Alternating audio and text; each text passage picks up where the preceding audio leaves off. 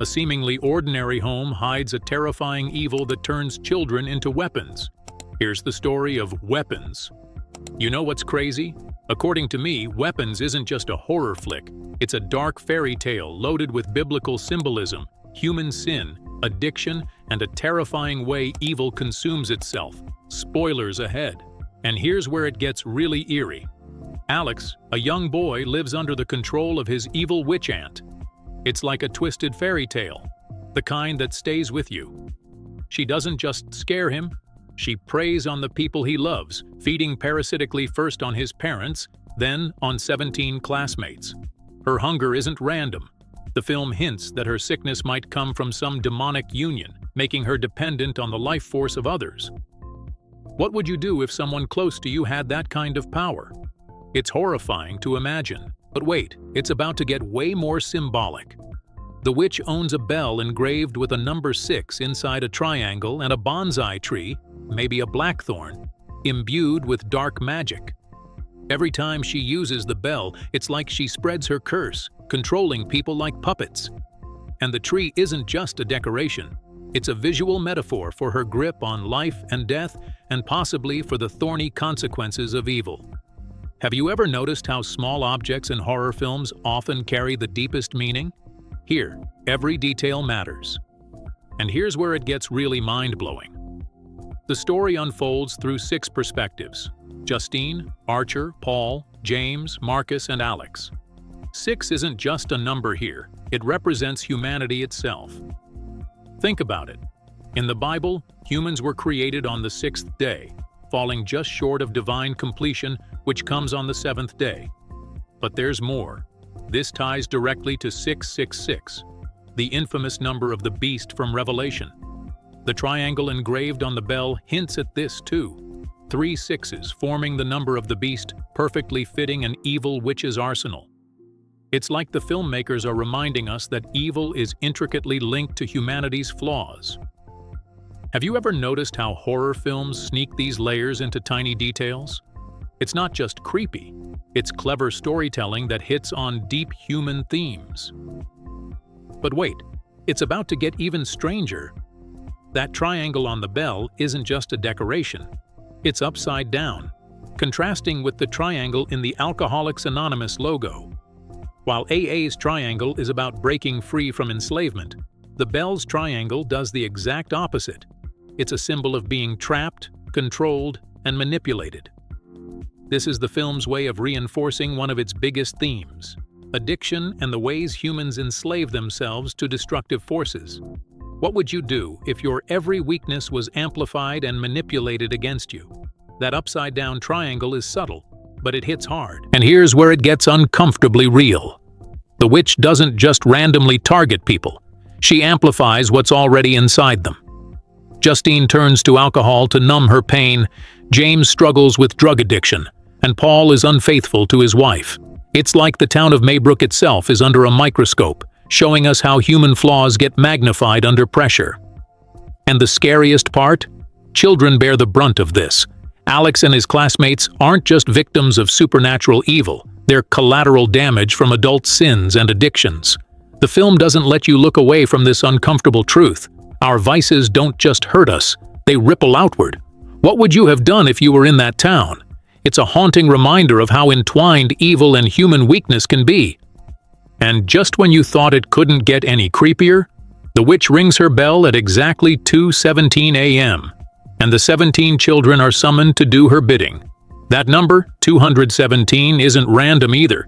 It could represent the 17 kids plus the 2 left behind, Alex and his teacher Justine, or maybe even his parents. The bell itself is more than a tool. It's a symbol of humanity enslaved to dark forces, showing how easily power can manipulate people. Imagine something as simple as, and here's a detail that really haunted me. The children's posture while running under the witch's control is deliberately unsettling. Director Zach Keeger was inspired by that horrific Vietnam photo of a girl burned by napalm. It's dehumanizing, horrifying, and makes you feel the full weight of her control.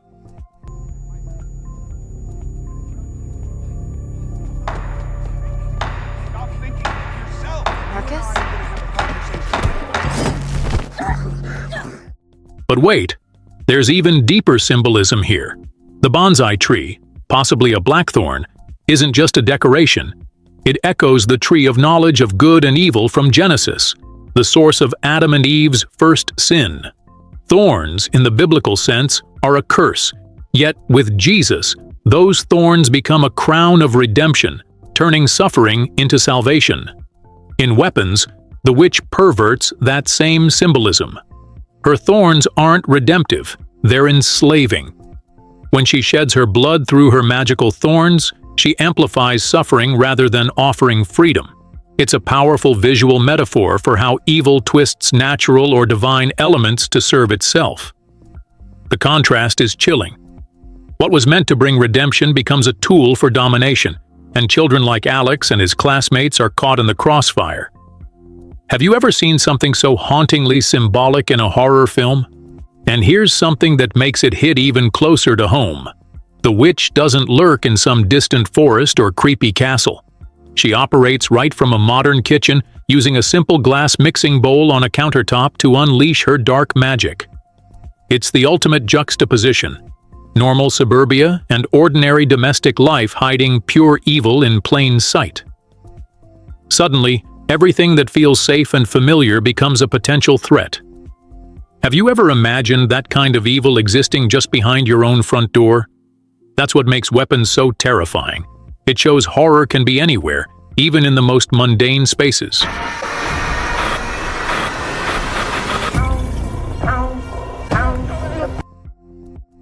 And just when you think the witch is unstoppable, she's actually setting herself up for disaster. Evil in this film can only take, it never gives, and the climax makes that painfully clear.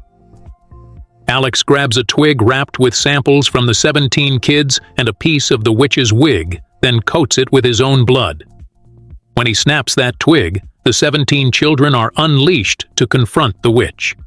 It's gruesome, shocking, and incredibly satisfying.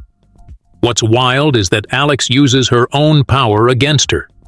The witch, who spent the entire film believing she was in control, suddenly realizes too late that she has been planting the seeds of her own destruction. It's a chilling reminder that evil is inherently self-defeating. But here's the part that really got me thinking. Alex's actions are morally complex. Technically, he's casting an occultic spell, something that would never be considered good in the real world. Yet, within the logic of the film, his choice destroys the witch and breaks the curse. In that moment, Alex becomes a kind of imperfect, Christ-like savior. Through his blood, evil is defeated. The film subtly mirrors biblical themes. The witch's own actions lead to her demise, and evil consumes itself. It's fascinating because it frames Alex's courage and sacrifice in a theological context without ever being preachy. What would you have done in his shoes? The story makes us confront uncomfortable questions about morality, power, and responsibility, while keeping us on the edge of our seats. And here's a touch that gives the film its eerie fairy tale quality. The story is framed by a young girl narrating at exactly 2:17 a.m., describing how every child rises from bed and walks into the darkness. That same narration closes the film, showing that after enduring the horror of the aunt from hell, Alex goes to live with a good aunt. It's bittersweet. The parents are institutionalized, and the 17 children are recovering, slowly finding their voices again. Even though the immediate evil is gone, the lasting impact of trauma is clear. Have you ever felt a story linger with you like that?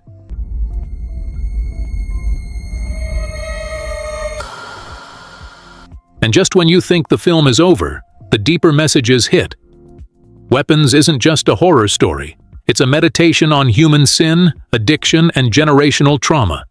The witch's curse exposes how personal flaws can ripple outward, leaving lasting scars, especially on the innocent. Even though the witch is defeated, the world remains broken. The aftermath is messy and painful. That unexpectedly mirrors real-world theology. Even after ultimate evil is confronted, humanity still grapples with consequences and awaits redemption. The movie forces us to ask uncomfortable questions about responsibility, morality, and the long-term effects of evil. It's haunting, thought-provoking, and stays with you long after the credits roll. So there you have it. Weapons is a chilling tale of human sin, supernatural evil, and the resilience of the innocent. Even after darkness is defeated, the scars remain, reminding us that the world and its lessons must still be reckoned with. What's your take? Drop it in the comments and hit like and subscribe for more.